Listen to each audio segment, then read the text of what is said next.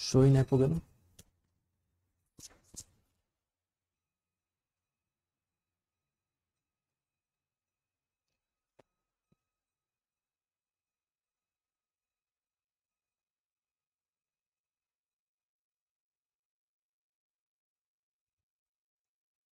Sound mute कर देना इसको। Hello friends, welcome to science magnet. दोस्तों कैसे हैं आप लोग सभी? आई होप सभी बहुत अच्छे हैं, शानदार हैं, जानदार हैं। तो आज हम लोग पढ़ने वाले हैं मास, वेट एंड डेंसिटी, यानी द्रव्यमान, भार एवं घनत्व। दोस्तों आप लोगों को इस टॉपिक के नाम से लग रहा होगा कि केवल तीन चीजें आप लोगों को समझनी है, एक तो मास, एक वेट और एक डेंसिटी। लेकिन ऐसा नहीं है। इसमें हम लोगों को बायंसी फोर्स, उत्प्लावन बल के बारे में हम लोगों को समझना है। हम लोगों को दोस्तों प्रेशर के बारे में समझना है। आप लोग बोलेंगे कि सर जब बायंसी फोर्स, उत्प्लावन बल ये समझना है तो इस टॉपिक का नाम केवल इतना सा क्यों दिया? दोस्तों ये मास, वेट एंड डेंसिटी ये आपको छोटे छोटे टॉपिक लग रहे हैं, लेकिन इन्हीं से फिजिक्स की एक बहुत बड़ी ब्रांच निकल के आती है जिसका नाम है फ्लूइड मैकेनिक्स। समझ रहे हो? तो काफी आप लोगों का अच्छा है। ये मास, वेट एंड डेंसिटी स्टार्टिंग के 2 स्लाइड में खत्म हो जाएगा। ये इसके बाद होगी आप लोगों की असली कहानी। मतलब ये आप लोग इसको बेस मान सकते हो। ठीक है, स्टार्ट करें? अरे बताइए दोस्तों, यस यस बोल दीजिए सभी।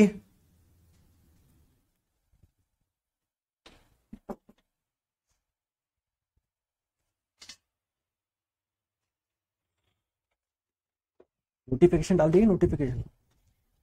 चलिए स्टार्ट करते हैं मास, वेट एंड डेंसिटी। देखिए इसको स्टार्ट करने से पहले सबसे पहले आप लोगों को समझना पड़ेगा क्या ये मैटर क्या होता है, पदार्थ क्या होता है, तभी आप लोग मास यानी द्रव्यमान समझ पाएंगे। तो दोस्तों मैटर क्या होता है, कौन इसकी डेफिनेशन बताएगा? इसको हिंदी में हम लोग पदार्थ भी बोलते हैं। बताओ दोस्तों, अगर मैं बात करूं इस पूरे यूनिवर्स में, इस पूरे ब्रह्मांड में कोई भी चीज हो, जैसे भैया ये एक रिमोट मानो, या ये आप लोग है ना एसी का रिमोट मान लो, ये पेन मान लो, दोस्तों ये मेरा मोबाइल मान लो, है ना। आपके आसपास जो भी चीजें देख पा रहे हो, या इस यूनिवर्स में जितनी भी चीजें हैं ना, वो जिससे मिलके बनी हुई है ना, उसे ही हम लोग मैटर यानी पदार्थ बोलते हैं। तो दोस्तों मैटर की डेफिनेशन क्या है? पहले डेफिनेशन देखेंगे।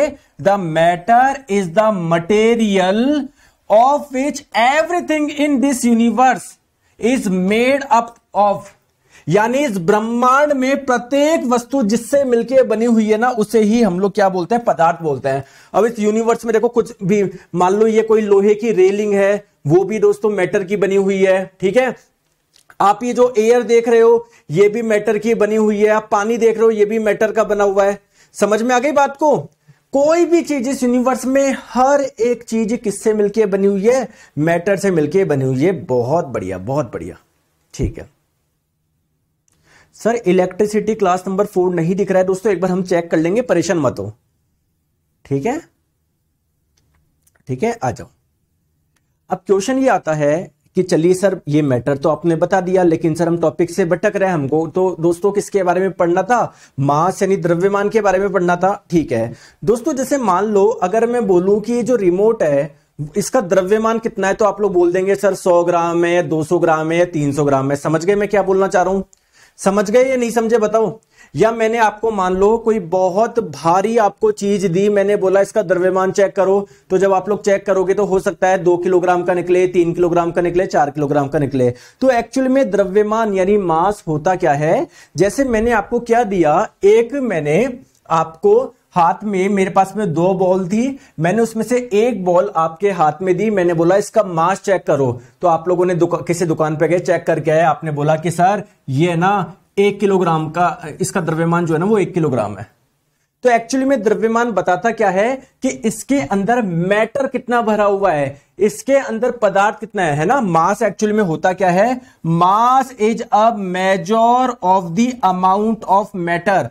ये जो मास होता है वो बताता क्या है? अमाउंट ऑफ मैटर बताता है, पदार्थ की मात्रा बताता है। कि किसी वस्तु में पदार्थ की मात्रा कितनी है, ये कैसे पता लगा सकते हैं आप लोग उसके मास से।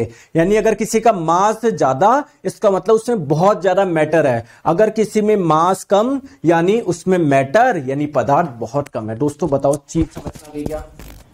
आइए नहीं आई बताओ।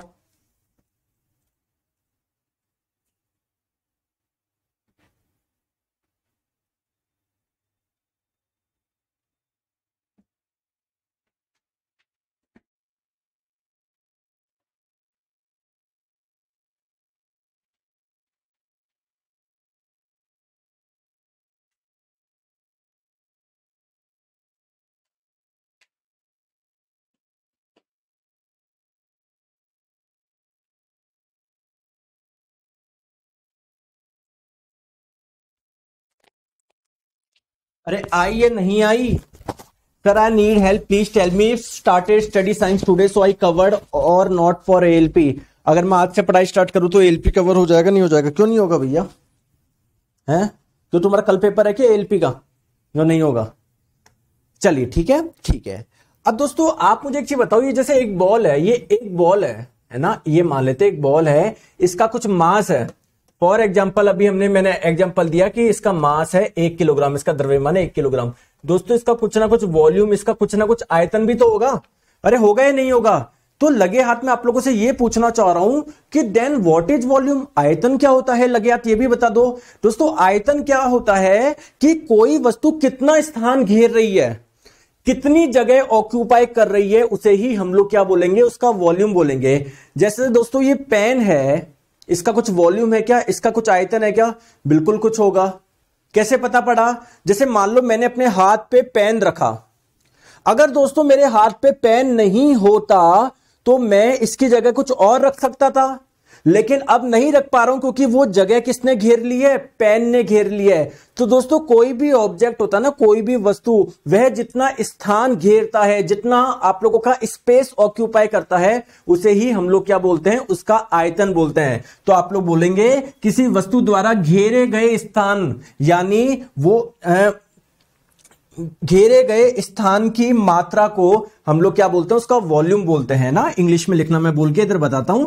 मैं क्या बोल रहा हूं? जितना स्पेस ऑक्यूपाई किया, स्पेस जो ऑक्यूपाइड हुआ है ना, स्पेस जो ऑक्यूपाइड हुआ है, उसे ही हम लोग क्या बोलते हैं? वॉल्यूम बोलते हैं। ठीक है, चलिए सर हमको दो चीज समझ में आ गई, मास समझ में आ गया, वॉल्यूम समझ में आ गया। दोस्तों अब हम लोग समझते हैं किसके बारे में? डेंसिटी यानी घनत्व के बारे में।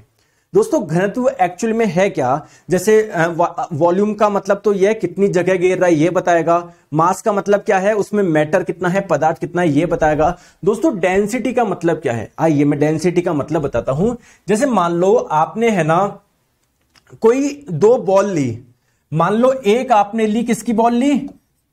प्लास्टिक की बॉल ली, है ना। या मान लो, और मैं आप लोगों के लिए सिंपल कर दूं, मान लो आप बचपन में क्रिकेट खेलते थे ना, रबड़ की बॉल से खेलते थे नहीं खेलते थे? अरे रबड़ की बॉल से क्रिकेट खेला है या नहीं खेला? खेला है ना। तो ये बॉल है किसकी है? रबड़ की बॉल है। ठीक है, अब दोस्तों मैं एक मान लो लोहे की बॉल ले आया, मैं किसी फैक्ट्री में जाके लोहे की बॉल लेकर आ गया, मैं आयरन की बॉल लेकर आया। दोस्तों जितना वॉल्यूम इसका था, जितना आयतन इसका था, उतना ही आयतन क्या है? इसका है। उतना ही आयतन क्या है? इसका है। मेरा क्वेश्चन ये है कि क्या दोनों का मास भी सेम होगा? क्या दोनों का द्रव्यमान भी समान होगा? क्या बताओ? जितना वॉल्यूम इसका, मान लेते हैं इसका वॉल्यूम V है, उतना ही वॉल्यूम इसका है। दोनों है ना, जैसे जगह दोनों समान घेर रही है, लेकिन क्या यह जरूरी है कि दोनों का मास भी समान होगा? या ऐसा होगा कि नहीं सर किसी का कम होगा, कोई हल्का होगा, कोई ज्यादा होगा? बताओ, बोलो। बोलते नहीं हो आप। आप बोलेंगे कि सर आयतन समान है, इसका मतलब ये नहीं दोनों का मास भी समान है। और सर अगर प्रैक्टिकली आप देखो तो लोहे की बॉल भारी होगी। क्यों भारी होगी? क्यों भारी होगी? क्योंकि इसमें मैटर बहुत ज्यादा भरा हुआ है, इसका मास बहुत ज्यादा है। ये हल्की क्यों है? इसका मास कम है। क्यों? क्योंकि इसके अंदर जो मैटर भरा हुआ है वो थोड़ा सा हम लोग मान सकते हैं कम भरा हुआ है। ठीक है। तो दोस्तों इसी चीज को बताने के लिए हमारे को एक चीज की जरूरत थी, वो चीज है डेंसिटी। दोस्तों कहीं ना कहीं डेंसिटी आपका क्या बताती है, डेंसिटी कॉम्पैक्टनेस बताती है। कॉम्पैक्टनेस का मतलब क्या है, देखो अभी समझ में आ जाएगा, टेंशन ना लो बिल्कुल भी। जैसे मैंने आपको क्या बोला ना, जैसे मैंने क्या बोला, प्लीज बात को ध्यान से समझना। मैंने बोला आयरन की बॉल है, ये दोस्तों भारी है, तो मैं मान सकता हूं कि इसके अंदर जो मैटर है ना बहुत ज्यादा भरा हुआ, दबा दबा के कोनों कोनों तक भरा हुआ, बहुत ज्यादा भरा हुआ, ये मान सकता हूं क्या। जबकि दोस्तों ये हल्की है तो मैं मान सकता हूं इसके अंदर जो मैटर है, पदार्थ है ना, ज्यादा अच्छे से भरा हुआ नहीं है, थोड़ा बीच बीच में खाली है। तो दोस्तों यही चीज हमको कौन बताता है, डेंसिटी। अगर बहुत ढंग से भरा हुआ है, बहुत ढंग से भरा हुआ है, यानी उसका मतलब वो उसकी डेंसिटी ज्यादा है। अगर ज्यादा अच्छे से भरा हुआ नहीं है अंदर तो उसकी डेंसिटी कम है। तो दोस्तों डेंसिटी को, ये तो मैंने आपको बिल्कुल ऐसे साधारण भाषा में समझाने की कोशिश करी। एक्चुअल में फॉर्मूला क्या होता है, डेंसिटी का फॉर्मूला होता है मास अपॉन वॉल्यूम। किसी वस्तु का द्रव्यमान कितना है, इसमें आप लोग भाग लगा दो उसके आयतन का, इससे आप लोग उसका डेंसिटी निकाल पाओगे, उसका आप लोग घनत्व निकाल पाओगे। जैसे मैंने आप लोगों को बोला, एक चीज ध्यान से समझना, मैंने बोला कि यार कोई पदार्थ था, बहुत बड़ा पदार्थ था, मैंने आपको बोला कि इसका द्रव्यमान था 100 किलोग्राम, कोई बहुत बड़ा पत्थर मान लेता हूं, इसका जो आयतन था ना वो मैं मान लेता हूं 1 मीटर क्यूब है इस पत्थर का। तो इसकी डेंसिटी कितनी होगी, डेंसिटी क्या होता है दोस्तों, मास अपॉन वॉल्यूम। इसका मास कितना था 100, इसका वॉल्यूम कितना था 1, तो आप लोग बोलेंगे 1 मीटर क्यूब, तो आप लोग बोलेंगे 100 किलोग्राम पर मीटर क्यूब इसकी डेंसिटी हो जाएगी, इसका घनत्व हो जाएगा, है ना। तो डेंसिटी क्या हो जाएगा आप लोगों का, डेंसिटी क्या हो जाएगा, देखो इधर देखो, इधर देखो, डेंसिटी क्या हो जाएगा आपका, मास बाय वॉल्यूम। मास की यूनिट क्या होती है किलोग्राम, वॉल्यूम की होती है मीटर क्यूब। दोस्तों वॉल्यूम क्या हो जाएगा आप लोगों का, मास बाय डेंसिटी। मास की यूनिट होती है क्या, मास की क्या होती है बताओ, किलोग्राम होती है। डेंसिटी की होती है किलोग्राम पर metre cube, kilogram kilogram cut जाएगा भैया, वॉल्यूम का मात्रक आ जाएगा मीटर क्यूब। और मास क्या हो जाएगा आपका, डेंसिटी इंटू वॉल्यूम हो जाएगा। चलिए देखो कितने लोगों को बात समझ में आई। आइए एक बार कुछ प्रैक्टिस क्वेश्चन करते हैं, बताओ।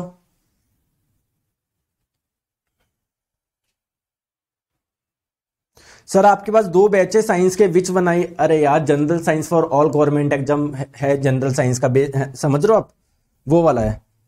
वो जो ग्रुप डी के समय था वो क्रैश कोर्स था, वो शॉर्ट में है।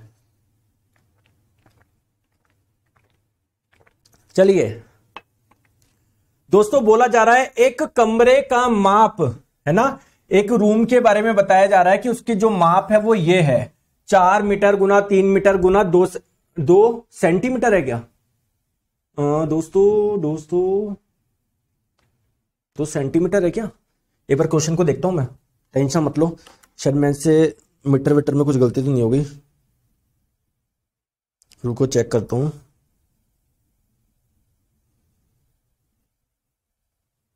हाँ दोस्तों 2 सेंटीमीटर है, ध्यान रखना 2 सेंटीमीटर है, 2 सेंटीमीटर है, गलती मत कर दीजिएगा, ठीक है। चलिए तो एक कमरा है, चलो एक कमरा मान लेते हैं, ये रहा मान लेते हैं कमरा है ना, ठीक है। तो क्या क्या बताया जा रहा है, 4 मीटर इसकी लंबाई, चौड़ाई जो दे रखी है कितनी है 3 मीटर है, और ऊंचाई कितनी दे रखी है दोस्तों 2 सेंटीमीटर दे रखी है। तो इसको भी मीटर में बदलने के लिए क्या करेंगे, 100 का भाग लगा देंगे। तो जो 2 सेंटीमीटर था, अगर इसमें आप लोग 100 का भाग लगा देंगे तो ये मीटर बदल जाएगा क्या, 0.02 मीटर। समझ में आ गई। तो इस रूम में एयर का मास कितना है ये आपको बताना है। देखो दोस्तों डेंसिटी क्या होता है, डेंसिटी होता है मास बाय वॉल्यूम। तो मास आपको निकालना है, मास क्या हो जाएगा आप लोगों का, डेंसिटी गुना वॉल्यूम, ठीक है। समझ में आ गई बात को। अब आप लोगों को बोला जा रहा है इस रूम के अंदर जो एयर है उसकी जो डेंसिटी है, घनत्व कितना दिया गया है 1.3 किलोग्राम पर मीटर क्यूब, ठीक है 1.3 किलोग्राम पर मीटर क्यूब। दोस्तों अगर हम लोग मल्टीप्लाई कर दे वॉल्यूम से, आयतन से, तो कुल द्रव्यमान कितना ये निकल जाएगा। आयतन कैसे निकालेंगे, लंबाई गुना चौड़ाई इंटू ऊंचाई। तो 4 गुना 3 गुना ये, ठीक है। तो 4 गुना 3 गुना 0.02, तो मीटर मीटर मीटर क्या बन गया, मीटर क्यूब बन गया। तो मीटर क्यूब से मीटर क्यूब कैंसिल हो गया।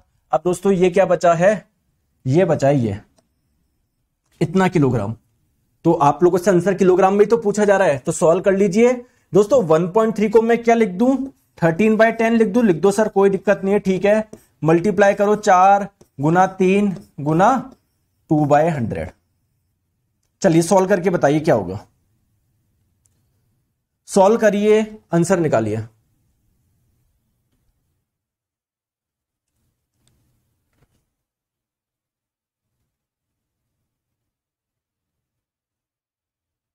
बताइए दोस्तों कितना आ रहा है? 0.312 किलोग्राम आ रहा है क्या आपका आंसर? बी होगा ना? बहुत बढ़िया, बहुत बहुत बहुत बढ़िया। चले आगे नेक्स्ट क्वेश्चन पे। चलिए और बताइए, चलिए इसका आंसर बताइए। क्वेश्चन में क्या बोला जा रहा है? क्वेश्चन में बोला जा रहा है एक घन है, एक क्यूब है, ठीक है। एक घन का द्रव्यमान कितना है? 40 ग्राम है, ठीक है। मतलब इंग्लिश में पढ़ते हैं mass that a cube contain is 40 ग्राम। भैया एक क्यूब बना लो पहले। क्यूब किसको बोलते हो आप लोग? जिसकी लंबाई, चौड़ाई, ऊंचाई सब बराबर हो, जिसके ना ये आपका क्यूब बन गया, ठीक है, ठीक है। अब दोस्तों इसके अंदर जो मास भरा हुआ है, कोई भी चीज हो, मुझे नहीं पता, कोई भी चीज हो, पता नहीं क्या लोहे का बना हुआ है या किसका बना हुआ, मुझे नहीं पता। बस मुझे यह बोला जा रहा है कि इसके अंदर जो मास है ना, जो द्रव्यमान है, वो कितना है बताओ। जो मास कितना है? 40 ग्राम, ठीक है। इसकी भुजा की लंबाई 1 सेंटीमीटर है। इसकी जो भुजा है ना, इसकी लंबाई कितनी है? 1 सेंटीमीटर है। घन के अंदर पदार्थ का घनत्व कितना होता है? ठीक है, जो घन के अंदर पदार्थ है ना, उसका घनत्व कितना है? आप लोगों से ये पूछा जा रहा है। सर आपने अभी भी बताया डेंसिटी क्या होता है? Mass by volume. घनत्व क्या होता है? द्रव्यमान बट्टे आयतन। मास आप लोग, अब देखो आप लोगों से आंसर किसमें पूछा जा रहा है, ध्यान से देखो। इसमें ग्राम पर सेंटीमीटर क्यूब में, ग्राम पर सेंटीमीटर क्यूब, ग्राम पर सेंटीमीटर क्यूब। इसका मतलब जो मास है, जो द्रव्यमान, उसको ग्राम में रखो। कितना है? 40 है तो 40 ग्राम। आयतन किसमें लगना है? सेंटीमीटर क्यूब में। तो इसका आयतन कितना हो जाएगा? लंबाई गुना चौड़ाई गुना ऊंचाई, 1 इंटू 1 इंटू 1, तो 1 सेंटीमीटर क्यूब हो जाएगा। तो कितना हो जाएगा आप लोगों का? 40 ग्राम पर सेंटीमीटर क्यूब, ठीक है। ऑप्शन नंबर ए, ठीक है, समझ गए? आगे आंसर सबका। चले आगे, आगे पढ़े। समझ में आ गया यार दोस्तों? इसमें तो कोई दिक्कत नहीं है। दोस्तों एक क्वेश्चन पूछा गया था आप लोगों से, प्रीवियस ईयर क्वेश्चन, हालांकि मैं उसको कल कराऊंगा, अभी करा दूं क्या? बहुत अच्छा क्वेश्चन लगा मेरे को बहुत अच्छा क्वेश्चन लगा यार वो, सीरियसली यार। लेकिन मैं कल कराऊंगा उसको। प्रीवियस ईयर क्वेश्चन लास्ट में करते हैं ना अपन, आपको पता है ना, वो भी बिल्कुल इसी टाइप का क्वेश्चन था, लेकिन थोड़ा सा अच्छा था। मजा आएगा उस क्वेश्चन को जब हम लोग सॉल्व करेंगे। चलिए सर आगे बात समझ में आ जाओ। अब हम लोग बात करते हैं आगे। मैंने आपको क्या क्या बता दिया? मास बता दिया, द्रव्यमान बता दिया, वॉल्यूम यानी आयतन बता दिया। दोस्तों मैंने आपको डेंसिटी यानी घनत्व बता दिया। बहुत बढ़िया दोस्तों। अब हम लोग चलते हैं आगे, वेट समझते हैं, भार क्या होता है। लेकिन दोस्तों वेट यानी भार क्या होता है, इससे समझने से पहले आपको एक नियम पता होना चाहिए फिजिक्स का। वो नियम क्या है? गुरुत्वाकर्षण का नियम। दोस्तों ये नियम क्या बोलता है और ये नियम दिया किसने था? दोस्तों ये नियम दिया था न्यूटन जी ने। दोस्तों इस नियम के तहत क्या बताया गया? इस नियम के तहत यह बताया गया, इस पूरे यूनिवर्स, इस पूरे ब्रह्मांड में, संसार में कोई भी दो वस्तुएं होती है ना, वो आपस में एक दूसरे को आकर्षित करती है। क्या ये सही बात है क्या? बिल्कुल सही बात है। तो आप लोगों के मन में क्वेश्चन आएगा, तो फिर सर ये और ये दोनों भी आपस में एक दूसरे को आकर्षित कर रही होगी। मैंने बोला बिल्कुल। तो आप बोलोगे सर आकर्षित कर रही तो एक दूसरे के पास क्यों नहीं आ रही है? क्योंकि दोस्तों इनके बीच में लगने वाला आकर्षण बल इतना कम है कि वो इनको खींच ही नहीं पा रहा। तो सर आपको कैसे पता पड़ा कि आकर्षण बल बहुत कम है इनके बीच में? अभी मैं बताऊंगा दोस्तों कि आकर्षण बल किस पर निर्भर करता है। दोस्तों द्रव्यमान पर निर्भर करता है। जो बहुत बड़े बड़े वस्तुएं होती है ना, वो आकर्षित होती है। ये क्या 100 ग्राम 200 ग्राम के थोड़ी आकर्षित होंगे। समझ में आ गई? तो पहले वेट को समझने से पहले आपको चीज समझनी पड़ेगी। क्या चीज समझनी पड़ेगी? वो है ग्रेविटेशन यानी गुरुत्वाकर्षण। दोस्तों गुरुत्वाकर्षण क्या है? इस संसार में, इस पूरे ब्रह्मांड में कोई भी दो वस्तुएं होती है, वो आपस में एक दूसरे को आकर्षित करती है। ये ही दोस्तों गुरुत्वाकर्षण का नियम है। अच्छा तो सर ये जो इन दोनों के बीच में जो लगने वाला आकर्षण बल है वो कितना होता है या वो किस पे निर्भर करता है? अभी मैं बताता हूं। दोस्तों मान लो ये पहली वस्तु है, इसको मैं m1 मान लू, इसके द्रव्यमान को, अरे इसके द्रव्यमान को m1 मान लू, क्या हो सकता है 10 किलो, 1000 किलो, करोड़ किलो, कुछ भी होगा। एक इसको पहली वस्तु मान लेता हूं, इसको दूसरी वस्तु मान लेता हूं, इसका भी कोई ना कोई तो द्रव्यमान होगा ना, 10 किलो, 50 किलो, 1000 किलो। अरे बोलो हाँ या ना। और क्या इन दोनों के बीच में कोई दूरी भी होगी क्या? तो दोनों के सेंटर के बीच की जो डिस्टेंस है ना, उसको मैं क्या मान लेता हूं? आर मान लेता हूं। कोई दिक्कत है क्या? बिल्कुल भी नहीं है सर। तो दोस्तों न्यूटन जी ने क्या बताया कि अगर मैं, देखो ये दोनों एक दूसरे को अपनी ओर आकर्षित कर रहे हैं, तो आकर्षित कर रहे हैं तो कुछ बल लग रहा होगा। तो न्यूटन जी ने बताया कि कोई भी दो वस्तु आपस में एक दूसरे को आकर्षित करती है और इन दोनों वस्तुओं के बीच में लगने वाला आकर्षण बल, अट्रैक्शन फोर्स जो होता है ना, वो डायरेक्टली प्रोपोर्शनल होता है किसके? m1 और m2 के मल्टीप्लीकेशन के, यानी दोनों द्रव्यमान के गुणनफल के। सर इसका मतलब क्या है? जैसे मान लो कोई पहला द्रव्यमान था 4 किलोग्राम, ठीक है, दूसरा था 2 किलोग्राम। दोस्तों इन दोनों द्रव्यमान का मल्टीप्लिकेशन कितना है? 8 है, ठीक है। दूसरा केस लिया मैंने, पहला वस्तु था उसका द्रव्यमान था 10 किलोग्राम, दूसरी वस्तु थी जिसका द्रव्यमान था 20 किलोग्राम। दोस्तों इन दोनों द्रव्यमानों का गुणनफल क्या होगा? 20 इंटू 10, 200। आप मुझे बताओ गुणनफल ज्यादा कहां पर है दोनों द्रव्यमान का? यहां पर या यहां पर? सर यहां पर है। इसका मतलब इन दोनों के बीच में जो आकर्षण बल होगा ना, वो ज्यादा होगा इसके मुकाबले। तो मैंने यही बोला है कि किन्हीं भी दो वस्तुओं के बीच में लगने वाला आकर्षण बल उनके दोनों के गुणनफल के समानुपाती होता है। यह गुणनफल जितना ज्यादा, आकर्षण बल उतना ज्यादा। क्लियर है क्या? समझ में आ गई? सर जी आप बहुत अच्छा पढ़ाते हैं, थैंक यू सो मच। चले आगे। ठीक है सर, और किस पे निर्भर करता है? दोस्तों न्यूटन जी ने बताया कि इन दोनों वस्तुओं के बीच में जो लगने वाला आकर्षण बल होता है ना, वो किसके और किस पे निर्भर करता है? इन दोनों के बीच की दूरी पे भी निर्भर करता है। सर कैसे? इन दोनों के बीच की दूरी के वर्ग के व्युत्क्रमानुपाती होता है। सर इसका मतलब क्या है? इन दोनों के बीच की दूरी जितना ज्यादा होगी, ये आर स्क्वायर का मान उतना ही ज्यादा होगा, यानी आकर्षण बल उतना ही कम होगा। ऑब्वियसली बात है यार, अगर कोई दो वस्तुएं बहुत ज्यादा डिस्टेंस पे हो तो वो दोनों आपस में इतना ज्यादा आकर्षित नहीं कर पाएंगे। क्लियर है क्या? ठीक है, तो ये पहला, ये दूसरा। दोस्तों दोनों को कंबाइंड करके लिख दूं तो क्या कुछ ऐसा आ जाएगा क्या? ऐसा आ जाएगा क्या? आ जाएगा या नहीं आ जाएगा बताओ? अरे आ जाएगा या नहीं आ जाएगा? आ जाएगा। दोस्तों जब भी आप लोग समानुपाती का चिन्ह हटाएंगे तो क्या आता है? एक कांस्टेंट आता है। क्या आता है? कांस्टेंट आता है। ठीक है, तो यहां पर जब समानुपाती का चिन्ह हटाएंगे तो एक कांस्टेंट आता है, और ये कांस्टेंट क्या है? कैपिटल जी से रिप्रेजेंट कर रहा हूं। क्या बोलेंगे इसको भी बताऊंगा, टेंशन मत लो। ठीक है,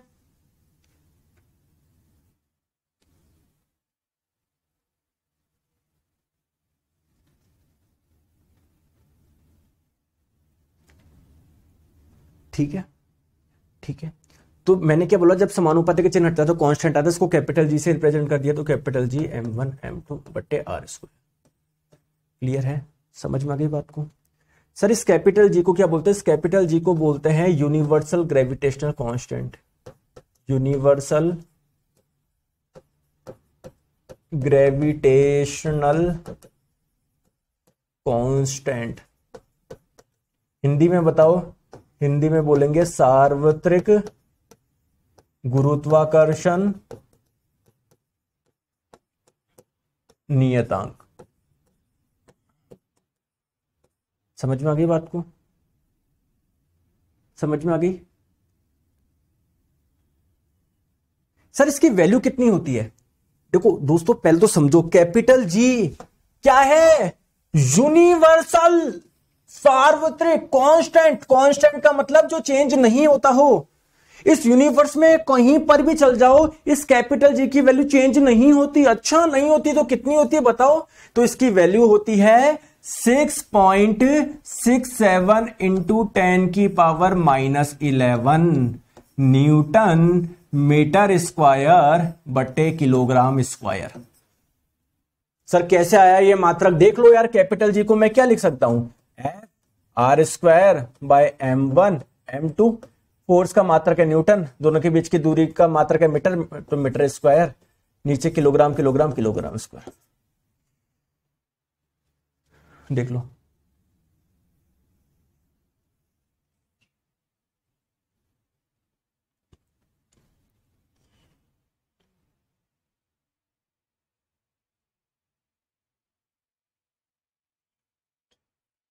आ गई क्या बात समझ में? आ गई बात समझ में? ठीक है सर, ये चीज क्यों पढ़ा रहे हो? तो हमने जनरल साइंस में पढ़ी है। मैंने बोला था आपको हर एक चीज पढ़ाऊंगा, बेसिक्स मतलब बेसिक से एडवांस लेके चलूंगा। अगर कहीं पर छोटी सी चीज की भी जरूरत हो ना, अगर मैंने कहीं पर पढ़ा रखी है, वापस पढ़ाऊंगा। ठीक है चलो सर, ये समझ में आ गई। अब तो बता दो, ये यूनिवर्सल लॉ मैंने बता ही दिया ये आपका, है ना। देखो ये क्वेश्चन पूछा था कई बार कि जो कैपिटल जी है ना, यानी यूनिवर्सल ग्रेविटेशनल कांस्टेंट, ये वैल्यू बताई किसने कितनी होगी? तो दोस्तों ये जो वैल्यू फाइंड करी गई थी किसके द्वारा? हेनरी कैवेंडिश के द्वारा करी गई थी। ठीक है चलिए बहुत बड़ी, आ जाओ। अब बात आती है sir, weight of a body क्या होता है, किसी पिंड का भार क्या होता है? बहुत जनों को कंफ्यूजन होता है, मास और वेट में डिफरेंस क्या है। बहुत जनों को लगता है मास और वेट क्या है। दोस्तों कुछ भी डिफरेंस नहीं है, मतलब बहुत ज्यादा डिफरेंस है। मतलब मैं तो बोल रहा हूं ये क्वेश्चन पूछना ही बेवकूफी है। अगर आप एक साइंस के स्टूडेंट हो, मान लो अगर आपने आज से पहले कभी सुना नहीं होता तो मैं समझता, पर दोस्तों अगर साइंस के स्टूडेंट हो तो फिर आपको बार बार यही सर मास और वेट में क्या डिफरेंस होता है क्वेश्चन पूछना बेवकूफी है। क्यों? क्योंकि दोस्तों बहुत डिफरेंस है। वेट क्या है सर, मुझे आसान भाषा में आज समझाओ, जो आज तक किसी ने नहीं समझाया। दोस्तों ये पेन है, इसका द्रव्यमान है मान लो 2 किलोग्राम, ठीक है दोस्तों। आप छोड़ोगे तो नीचे आ रहा है क्या? दोस्तों आप छोड़ोगे तो नीचे आ रहा है क्या? आप छोड़ोगे तो नीचे आ रहा है क्या? बोलो। तो एक्चुअली में अगर ये नीचे आ रहा है तो जरूर नीचे की ओर कोई फोर्स लग रहा होगा। तो दोस्तों नीचे की ओर जो फोर्स लग रहा है ना, यही क्या है? वेट है। यही क्या है? भार है उस वस्तु का। उस वस्तु पर नीचे की ओर कितना फोर्स लग रहा है उसे ही हम लोग बोलेंगे वेट। तो वेट क्या है? कुछ भी नहीं है, एक प्रकार का फोर्स है। एक प्रकार का फोर्स है, एक प्रकार का बल है। अच्छा सर, तो मुझे ये बताओ वो नीचे फोर्स लगाया किसने? अगर आपको ध्यान हो तो मैंने बताया था कोई भी दो वस्तुएं आपस में एक दूसरे को आकर्षित करती है, बिल्कुल बताया था सर। तो दोस्तों ये मान लो ये पृथ्वी है, बिल्कुल ठीक है सर। दोस्तों हम पृथ्वी के ऊपर ही तो खड़े हैं। जैसे मान लो यहां पर पेन है, यहां पर ही पेन है, 1 किलो 2 किलो जितने का भी हो, इसका द्रव्यमान को मैं मान लेता हूं स्मॉल m, ठीक है। और दोस्तों इस पृथ्वी के द्रव्यमान को मान लेता हूं मैं कैपिटल M। तो क्या कोई दो वस्तुएं हो गई क्या? एक तो ये हो गई, एक ये पूरी की पूरी पृथ्वी हो गई। क्या ये दोनों आपस में एक दूसरे को आकर्षित करेंगे क्या? करेंगे क्या? हाँ करेंगे ना सर। तो दोस्तों देखो ये आकर्षित हो रही नीचे पृथ्वी की तरफ। आपके मन में क्वेश्चन आएगा पृथ्वी क्यों नहीं आकर्षित हो रही? दोस्तों पृथ्वी में भी आकर्षण बल लग रहा है, लेकिन पृथ्वी इतनी भारी है कि इस पे 500, 1000, 2000 न्यूटन का फोर्स लगेगा, इसको फर्क ही नहीं पड़ेगा। पृथ्वी ऊपर उठ के थोड़ी आ जाएगी। कितनी बड़ी पृथ्वी है यार।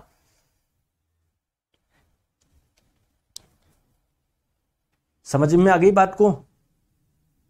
आई या नहीं आई? सर थोड़ा सा समझ में आया। तो अगर मान लो कोई m मास की बॉडी है, ये पेन ही मान लो, कुछ भी मान लो, तो अगर मैं मान लूं कि उस बॉडी का वेट आप लोगों को निकालने जा रहे हो, तो ये वेट क्या है? कुछ भी नहीं है, एक प्रकार का फोर्स है। ये फोर्स किसने लगाया? अर्थ ने लगाया। अर्थ ने लगाया, पृथ्वी ने लगाया। पृथ्वी ने क्या लगाया? अपनी पृथ्वी ने आकर्षित किया इसको, आकर्षित किया। ठीक है, ठीक है सर। तो मुझे बताओ इस पे कितना फोर्स लग रहा है?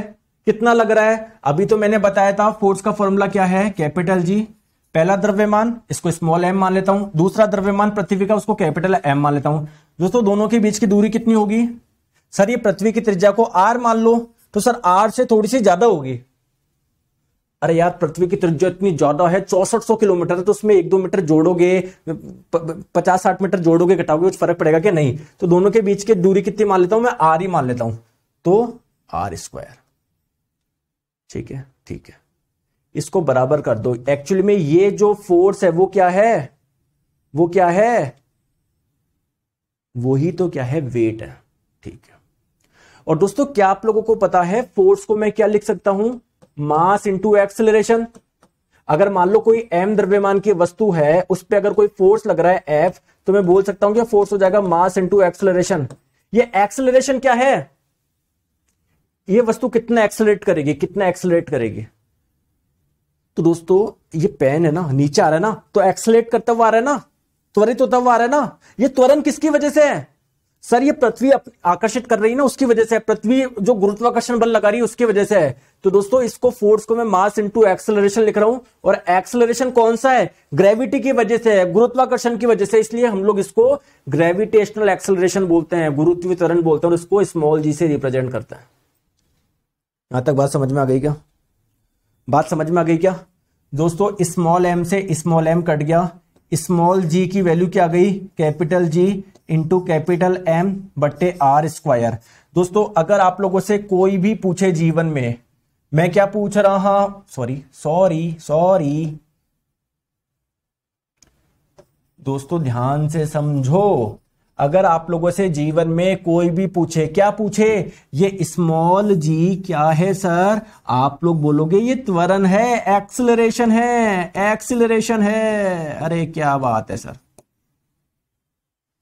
ये त्वरण किसकी वजह से आया? पृथ्वी की वजह से, पृथ्वी के गुरुत्वाकर्षण की वजह से, पृथ्वी के ग्रेविटेशनल फोर्स की वजह से, गुरुत्वाकर्षण की वजह से।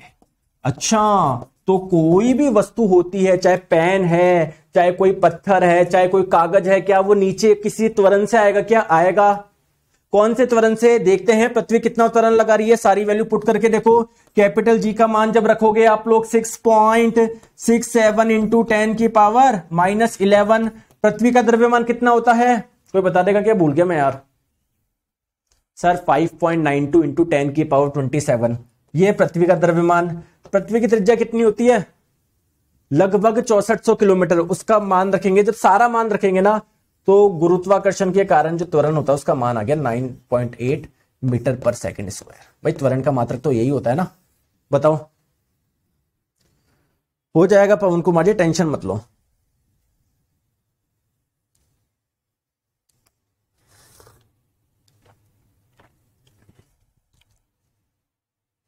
बताओ, अरे बताओ, बोलते नहीं हो यार, बोलते नहीं हो, बोलते नहीं हो। तो कोई भी वस्तु है उसका वेट क्या होगा? अब मैं आपको बोलूं, अब मैं आप लोगों से बोलूं, अब कोई भी वस्तु का वेट निकालना है, वेट ऑफ अ बॉडी निकालना है, सिंपल सा फॉर्मूला लगा दो। क्या वेट क्या होता है?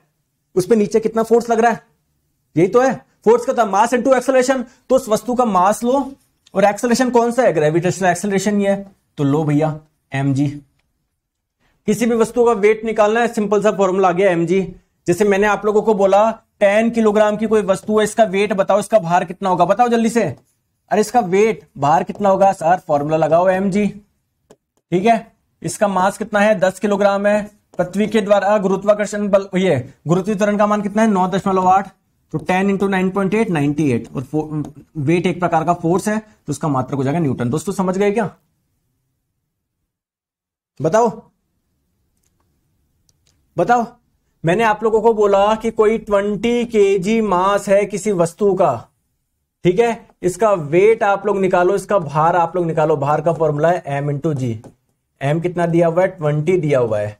जी का मान कितना है आपका? 9.8 होता है। तो कितना हो जाएगा आप लोगों का? 196 न्यूटन हो जाएगा। बताओ कोई दिक्कत है क्या? बताओ आया या नहीं आया? दोस्तों अगर आप ध्यान से देखोगे ना, स्मॉल जी किस किस पर निर्भर कर रहा था? गुरुत्वीय त्वरण का मान पृथ्वी के द्रव्यमान पर, पृथ्वी की त्रिज्या पर, है ना? कर रहा था ना, कर रहा था ना। दोस्तों एक्चुअली में पृथ्वी हमारी एग्जैक्ट स्फीयर नहीं होती, थोड़ी सी ऐसी होती है, चपटी होती है। इसका मतलब ये वाली रेडियस क्या होती है? ज्यादा होती है, और ये वाली रेडियस क्या होती है? कम होती है। तो अगर आप लोगों से पूछा जाए गुरुत्वीय त्वरण का मान ज्यादा कहां पर होगा? दोस्तों जहां पर त्रिज्या का मान कम होगा वहां पर त्वरण का मान ज्यादा होगा। त्रिज्या का मान कम कहां पर है? यहां पर है। तो इस जगह पोल्स पर, ध्रुव पर सबसे ज्यादा होगा गुरुत्वीय त्वरण का मान। कितना होता है? जो हमने 9.8 मीटर पर सेकंड स्क्वायर निकाला ना, वो यहीं पर होता है, ठीक है। बाकी अगर आप लोग इधर इक्वेटर, देखो ये वाली रेडियस ज्यादा है, तो जैसे जैसे आप लोग इधर जाओगे ना, इस जगह गुरुत्वीय त्वरण का मान क्या होगा, कम होगा। ठीक है, ठीक है, चले आगे।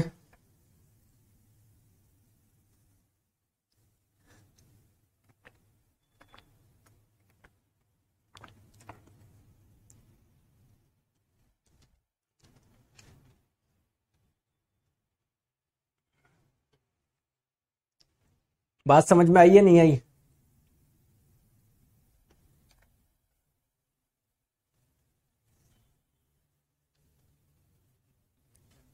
बहुत बढ़िया, वेट समझ में आ गया, वेट क्या होता है। चलो अब मुझे डिफरेंस बताओ सब, मास और वेट में डिफरेंस क्या है, आप ही मुझे बताओ, मैं नहीं बताऊंगा। मुझे बताओ, आप बोल के बताओ, भी आपको समझ में आ जाएगा। आप लोग बोलोगे सर मास बताता है, उसके अंदर मैटर कितना है यार, पदार्थ कितना है। सर आप भी क्या बात करते हो, मास मैटर के बारे में बताता है, उसमें पदार्थ कितना है।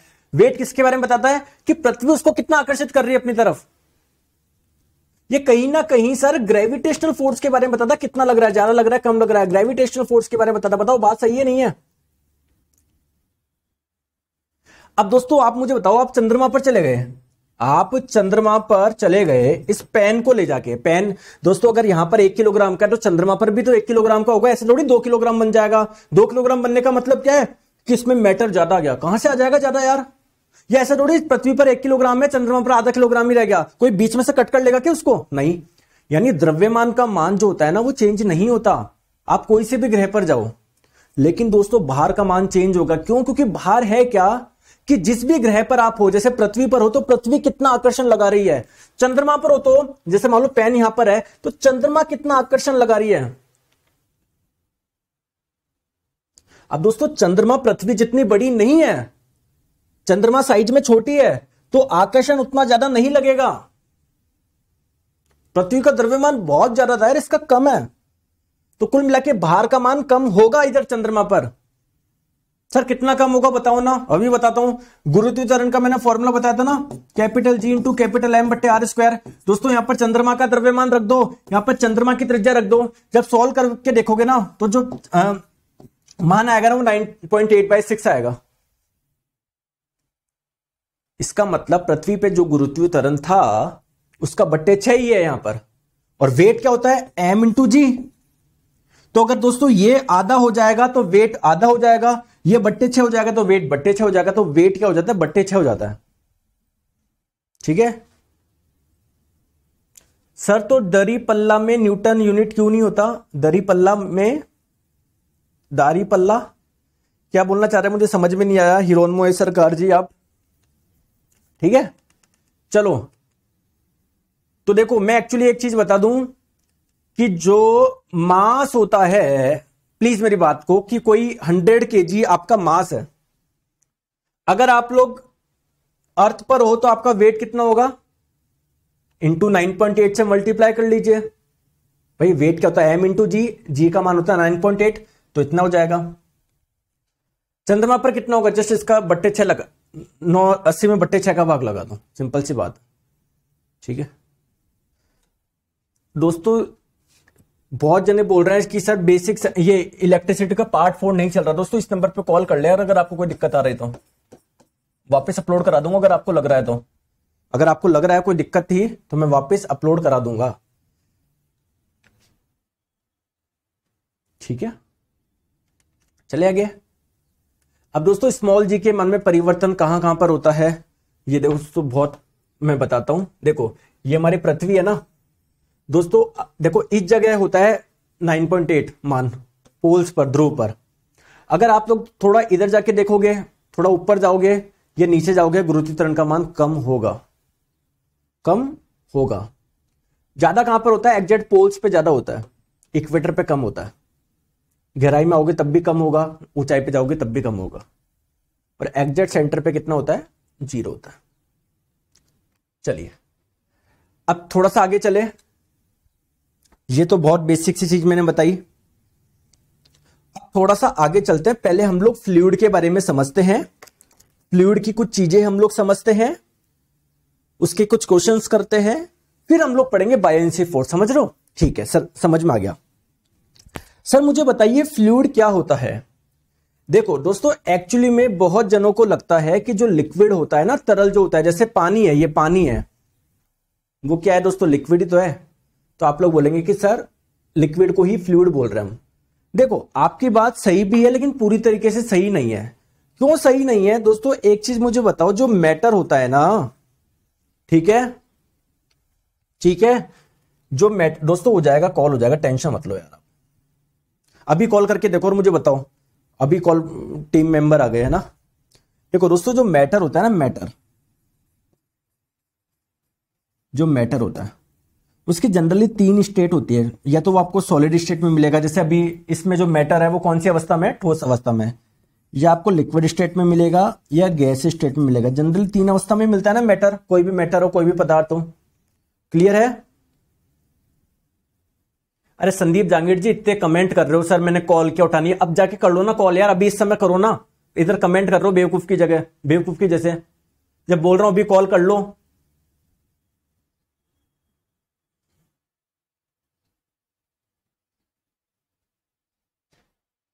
सर फ्रूट जो नापते हैं उसमें न्यूटन क्यों नहीं लगाते हैं। हीरो में सरकार जी माफी चाहता हूं, देखो आपका डाउट मुझे समझ में नहीं आ रहा। फ्रूट को जो नापते हैं उसमें न्यूटन क्यों नहीं लगाते, समझ नहीं आ रहा मेरे को।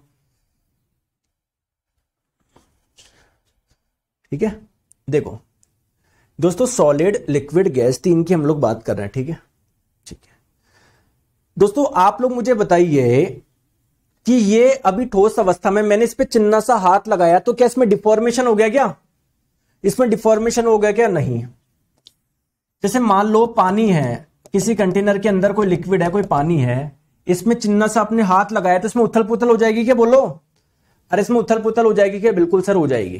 ठीक है दोस्तों, कोई कमरा है, उसके अंदर एयर है, उसमें थोड़ा सा ऐसा हाथ आपने करा, तो उसमें उथल पुथल हो जाएगी क्या, बिल्कुल।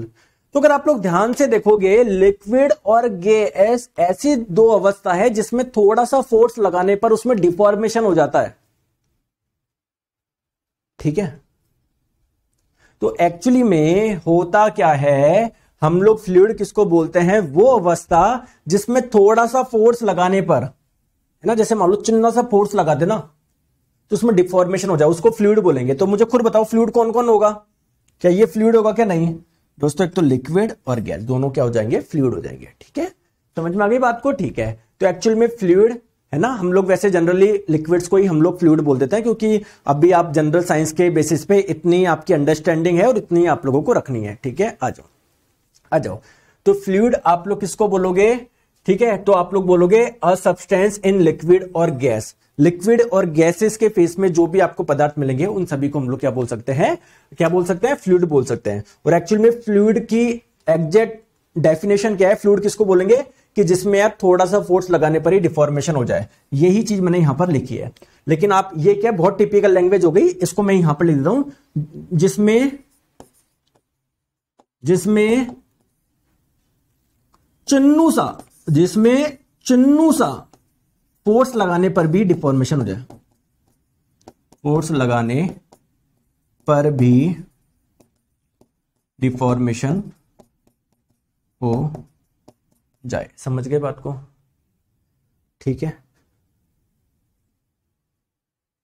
तो सर हम बॉडी वेट को किलोग्राम पे क्यों लिखते हैं, न्यूटन पे क्यों नहीं। दोस्तों हम लोग गलत बोलते हैं कि हम अपना बॉडी वेट, कि मेरे बॉडी का वेट इतना है। एक्चुअली में आप मास ही नापते हो, द्रव्यमान ही नापते हो। ठीक है, समझ में आ गया बात को। वो चलन में ही आ रहा है कि यार मेरी बॉडी का वेट वेट वेट, तो मुंह पे आपके आ गया वो। चलो आ जाओ।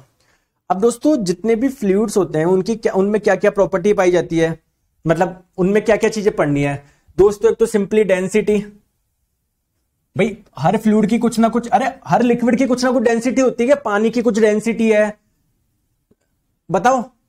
केरोसिन की कुछ डेंसिटी होगी, मार्केट से कोई जूस खरीदोगे उसकी कुछ डेंसिटी लिखी हुई आती है उस पे, तो सबकी यार कुछ ना कुछ डेंसिटी होती है। सर ये डेंसिटी क्या होती है, अरे पढ़ाया तो था, भूल गए क्या।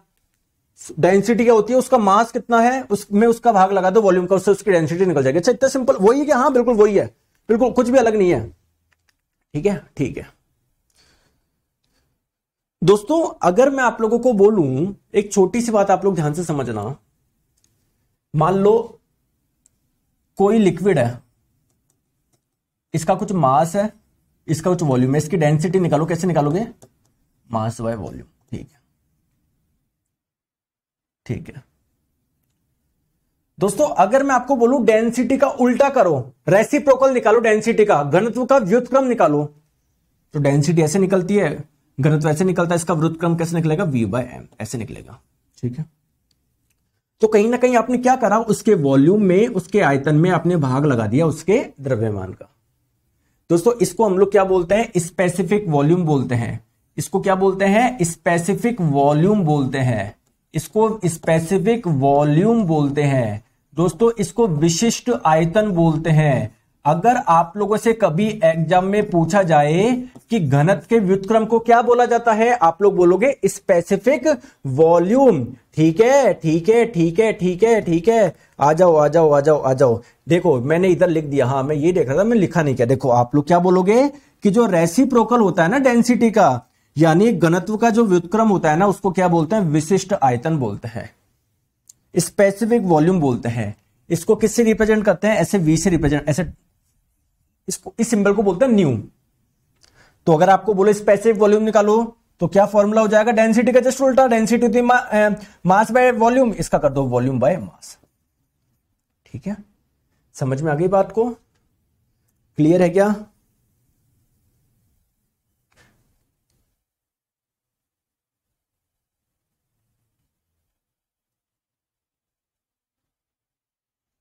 सर इलेक्ट्रिसिटी पार्ट 4 प्ले नहीं हो रहा है, बाकी सब तो हो रहा है, कोई बात नहीं, तो मैं जी भी चेक करा दूंगा ना, वो वापस रिकॉर्ड करवा दूंगा अगर आपका नहीं हो रहा तो, कुछ है ना, टेंशन ना लो, आ जाओ।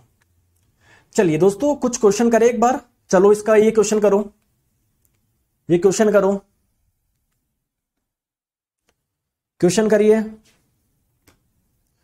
क्वेश्चन में क्या बोला जा रहा है बताओ, क्वेश्चन में बोला जा रहा है 50 ग्राम द्रव्यमान के एक कंटेनर में 40 सेंटीमीटर द्रव है। दोस्तों को ये कंटेनर मान लेते हैं हम, कंटेनर है ना, इसके अंदर आपने कुछ लिक्विड भर रखा है, कुछ लिक्विड भर रखा है, लिक्विड कितना है 40 सेंटीमीटर क्यूब। ये क्या बता रहा है, उसका आयतन बता रहा है, वॉल्यूम बता रहा है, तो इस लिक्विड का वॉल्यूम कितना है, ठीक है दोस्तों। इसका द्रव्यमान कितना है, इसके अंदर ये जो है द्रव है उसका मास कितना है, उसका द्रव्यमान कितना दे रखा है, 50 ग्राम दे रखा है। ठीक है, आप लोगों से घनत्व पूछा है, किसमें निकालना है घनत्व, ग्राम पर सेंटीमीटर क्यूब में। तो दोस्तों डेंसिटी क्या होता है आप लोगों का, मास बाय वॉल्यूम। मास कितना दिया है आपको, 50 ग्राम, वॉल्यूम आयतन कितना है 40 सेंटीमीटर क्यूब। तो 0 से 0 कटा, 5/4 कितना हो गया आप लोगों का, 1. दोस्तों 1.25 आना चाहिए मेरे पास, सही बोल रहा हूं क्या मैं, सही तो लिखा है ना। Oh sorry sorry sorry sorry sorry, अपन ने यार पूरा पढ़ा ही नहीं क्वेश्चन को यार। क्या क्वेश्चन में क्या बोला जा रहा है, रियली सॉरी दोस्तों, रियली रियली सॉरी, मैं सब कुछ इरेज कर रहा हूं, मैंने क्वेश्चन को ढंग से नहीं पढ़ा, इसमें बहुत सारी चीजें लिखी गई है। 50 ग्राम द्रव्यमान के एक कंटेनर में 40 सेंटीमीटर क्यूब द्रव है। Okay, I am really really sorry यार, है ना, रियली सॉरी, मैंने क्वेश्चन को ढंग से पढ़ा ही नहीं। दोस्तों कंटेनर है, कंटेनर मुझे नहीं पता किसका है, प्लास्टिक का है ना, ये मेटल का है, मुझे नहीं पता, मुझे बस ये पता है कि इसके अंदर क्या भरा हुआ है, एक लिक्विड भरा हुआ है। ठीक है दोस्तों, लिक्विड टोटल कितना भरा हुआ है, कितना है, उसका वॉल्यूम कितना है, उसका आयतन कितना है, 40 सेंटीमीटर क्यूब। बहुत बढ़िया, बोला जा रहा है 50 ग्राम द्रव्यमान के कंटेनर में। दोस्तों ये जो कंटेनर है, जो डब्बा है, इसका द्रव्यमान कितना दिया हुआ है आप लोगों को, इसका द्रव्यमान दिया गया है 50 ग्राम। ठीक है, बोला जा रहा है यदि पात्र यानी जो डब्बा है, जो कंटेनर है, और द्रव का कुल द्रव्यमान 70 ग्राम है, यानी एक तो डब्बा और इसके अंदर जो लिक्विड डाला ना, उनका टोटल मास 70 ग्राम है। इसका मतलब क्या है, जो लिक्विड है, अंदर जो तरल है, उसका मास कितना है, कितना है, कितना है, बोलो ना सर, 20 ग्राम है। आप लोगों से पूछा जा रहा है द्रव का घनत्व बताओ। दोस्तों अगर आप लोगों को द्रव का घनत्व निकालना है तो क्या करना है, द्रव का मास लेना है, द्रव का द्रव्यमान बट्टे द्रव का वॉल्यूम, उसका आयतन। मास कितना हो जाएगा, 20 ग्राम, 20 ग्राम। आयतन कितना हो जाएगा, 40 सेंटीमीटर क्यूब। ठीक है, ये कितना हो जाएगा, 0.5 ग्राम पर सेंटीमीटर क्यूब। ठीक है, ऑप्शन नंबर ए। ठीक है, समझ गए बात को? समझ गए दोस्तों? आई की आवाज समझ में बोलो। चले आगे आ जाओ। चलो अब हम लोग बात करते हैं कि चलो सर आपने डेंसिटी बता दिया जिसको हम लोग मास डेंसिटी के नाम से भी जानते हैं, और क्या क्या प्रॉपर्टी पाई जाती है। नेक्स्ट हम लोग बात करते हैं सर स्पेसिफिक वेट, जिसको वेट डेंसिटी के नाम से भी जानते हैं, विशिष्ट भार या इसको घनत्व भार के नाम से भी जानते हैं। ठीक है सर ये क्या हो गया दोस्तों? कुछ भी नहीं है। स्पेसिफिक वेट किसको बोलते हैं, या वेट डेंसिटी किसको? मास डेंसिटी क्या होता है? मास बट्टे वॉल्यूम। तो वेट डेंसिटी क्या होता है? वेट बट्टे वॉल्यूम। किसी वस्तु का भार में जब आप लोग उसके वॉल्यूम का भाग लगाओगे तो क्या आ जाएगा? वेट डेंसिटी आ जाएगा। दोस्तों वेट क्या होता है? वेट का फॉर्मूला m इंटू जी, वॉल्यूम का v, तो m बाई वी क्या हो जाएगा? मास बट्टे वॉल्यूम, डेंसिटी हो जाएगी ना। और दोस्तों डेंसिटी को हम लोग है ना कई सिंबल से रिप्रेजेंट कर सकते हैं। जनरली हम लोग रो से करते हैं, इस वाले सिंबल से रो। ठीक है, इस सिंबल को बोलते हैं रो। तो कुल मिला के रो इंटू जी, स्मॉल जी, गुरुत्वीकरण, है ना। ये क्या हो गया? फॉर्मूला हो गया। ठीक है, आ जाओ। तो आप लोग क्या बोलोगे? ठीक है, तो अगर आप लोगों से पूछा जाए कि यार जो स्पेसिफिक वेट होता है, या जिसको आप लोग वेट डेंसिटी के नाम से भी जानते हो, ये क्या है सर? ये एक रेशियो, एक अनुपात है। किसका है ना? ये है वेट ऑफ फ्लूइड, उसका वेट, भार, और किसका? वॉल्यूम का। ठीक है, आ जाओ। चलिए आगे चलो। सर और कुछ चीजें भी होती है? बिल्कुल दोस्तों, हर फ्लूइड की, हर लिक्विड की कुछ ना कुछ स्पेसिफिक ग्रेविटी भी होती है, जिसे आप लोग हिंदी में विशिष्ट गुरुत्व बोलते हो। अब सर ये क्या नई चीज आ गई? अरे अभी तो सुनो। इस स्पेसिफिक ग्रेविटी को हम लोग रिलेटिव डेंसिटी के नाम से भी जानते हैं। इसको हम लोग रिलेटिव डेंसिटी के नाम से भी जानते हैं। हिंदी में क्या बोलते हैं इसको? आपेक्षिक घनत्व, इसके नाम से भी जानते हैं। आपेक्षिक घनत्व के नाम से भी जानते हैं। ठीक है, किसके नाम से? आपेक्षिक घनत्व। रिलेटिव डेंसिटी, रिलेटिव का मतलब क्या है?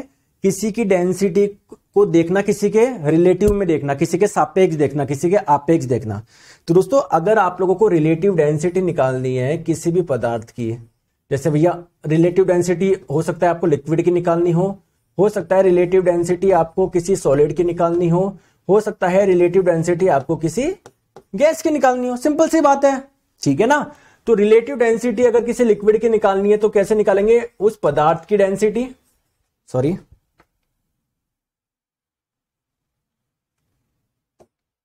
ठीक है, उस पदार्थ की डेंसिटी, उस पदार्थ का घनत्व बट्टे स्टैंडर्ड, किसके रेस्पेक्ट में चेक करते हो? तो अगर आप लोग लिक्विड या सॉलिड की निकाल रहे हो तो हमेशा किससे कंपेयर करोगे? वाटर की डेंसिटी से। तो इसकी डेंसिटी बट्टे वाटर की डेंसिटी, और वाटर की डेंसिटी होती है 1000 किलोग्राम पर मीटर क्यूब।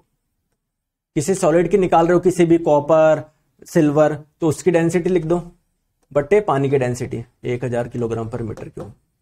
रिलेटिव डेंसिटी किसी गैस की निकालनी है तो कैसे? उस गैस की डेंसिटी बट्टे एयर की डेंसिटी, यहां पर एयर की आएगी, एयर की, और एयर की होती है 1.4 किलोग्राम पर मीटर क्यूब। आइए जो भी चीज मैंने लिखी है इसको लिखवाता हूं मैं ढंग से तरीके से, ठीक है।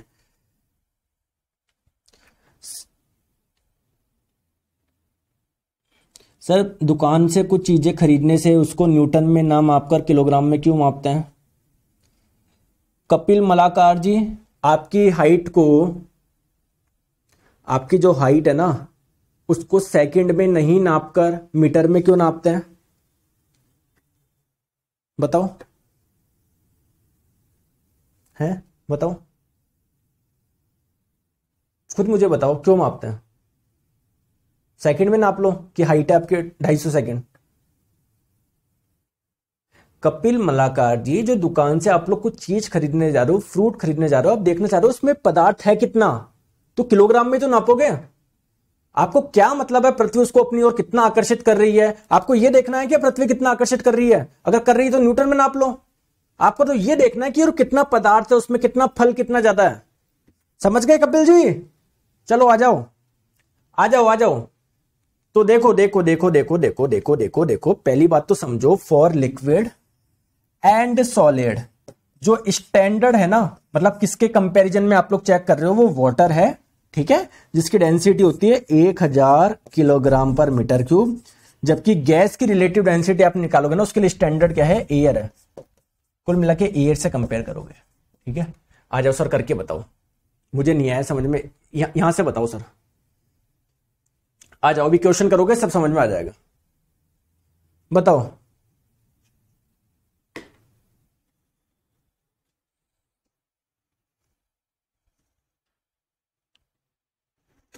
बताओ, आ जाओ। क्वेश्चन में बोला जा रहा है द्रव का आपेक्षिक गुरुत्व, दोस्तों स्पेसिफिक ग्रेविटी बोल दो या रिलेटिव डेंसिटी बोल दो, बात एक ही है। आपेक्षिक गुरुत्व बोल दो, है ना, या फिर आप लोग आपेक्षिक घनत्व बोल दो। आपेक्षिक गुरुत्व नहीं, इसको विशिष्ट गुरुत्व बोलो ना, तो विशिष्ट गुरुत्व बोल दो या फिर आप लोग आपेक्षिक घनत्व बोल दो, बात से समान है। तो कहीं ना कहीं मैं बोल सकता हूं रिलेटिव डेंसिटी, आपेक्षिक घनत्व दिया हुआ है आपको कितना, 2.39, है ना, किसी लिक्विड का दिया हुआ है, किसी तरल का आप लोगों को दिया हुआ है, ठीक है, ठीक है। और दोस्तों इस तरल का घनत्व आपको निकालना है ग्राम बट्टे सेंटीमीटर क्यूब में, ठीक है। दोस्तों रिलेटिव डेंसिटी होती क्या है, रिलेटिव डेंसिटी क्या होता है, तरल का घनत्व बट्टे पानी का घनत्व। पानी का घनत्व कितना है, 1000 किलोग्राम पर मीटर क्यूब, तो तरल का घनत्व क्या हो जाएगा, 2.39 से मल्टीप्लाई कर दो उसको, 1000 को, कितना हो जाएगा आप लोगों का, 2.39 × 10⁻3, इतना आ जाएगा। समझ में आ गया क्या, कितने में, ग्राम पर सेंटीमीटर क्यूब में। क्यों, क्योंकि ये आपका ग्राम पर सेंटीमीटर क्यूब में था। अच्छा ये सॉरी, ये किलोग्राम पर मीटर क्यूब में था, तो आपका आंसर आ जाएगा किलोग्राम पर मीटर क्यूब में, ठीक है। अब देखो देखो देखो, आंसर पूछा जा रहा ग्राम पर सेंटीमीटर क्यूब में, ठीक है। आपने जो आंसर निकाला है 2.93 × 10⁻3, ये किस में निकाला है, किलोग्राम पर मीटर क्यूब में। आंसर किस में पूछा जा रहा है, ग्राम पर सेंटीमीटर क्यूब में। आ जाओ निकालते हैं, टेंशन क्यों लेते हो। देखो किलोग्राम को ग्राम में बदलने के लिए क्या करोगे, 100 से गुना कर दोगे, या 1 किलोग्राम में 100 ग्राम होते हैं, लो मैंने लिख दिया 100 ग्राम। 1 मीटर में क्या होता है, 100 सेंटीमीटर होते हैं, तो 1 मीटर क्यूब में क्या होता है, 10⁻6 सेंटीमीटर क्यूब, ठीक है। तो देखो ध्यान से समझो, ध्यान से समझो, ये 10⁻3 और ये 10⁻2, 10⁻5 हो गया, नीचे 10⁻6 तो ये कट गया, नीचे 10 बन गया, तो ये क्या बन गया, 2.39 में भाग लगाओगे 10 का तो क्या बन जाएगा, 0.239 ग्राम पर सेंटीमीटर। दोस्तों समझ में आ गई, गलती मत कर देना। तो आप लोग बोलेंगे कि नन ऑफ द मेंशन, एक भी सही नहीं है। अरे समझे या नहीं समझे, समझ गए क्या, क्योंकि देखो आप लोगों से आंसर ग्राम पर सेंटीमीटर क्यूब में पूछा था। चले आगे, चले आ जाओ। तो दोस्तों ये कुछ एक क्वेश्चन था, ठीक है, बाकी के हम लोग करेंगे कल, इसको कंटिन्यू करेंगे। समझ में आ गई, तो कल बायएंसी फोर्स, उत्प्लावन बल भी मैं आपको पढ़ाऊंगा, है ना, और प्रीवियस ईयर क्वेश्चन भी करेंगे। तो बिल्कुल मस्त रहिए, बिंदास रहिए, अच्छे से पढ़ाई करो। किसी प्रकार की कोई टेक्निकल समस्या आ रही, इस नंबर पे बात कर लिया करो। जैसे कुछ बच्चे बोल रहे हैं कि सर कुछ एक क्लास नहीं चल रही, 7374019437, ठीक है, 7374019437। ओके दोस्तों, thank you so much, bye bye, take care.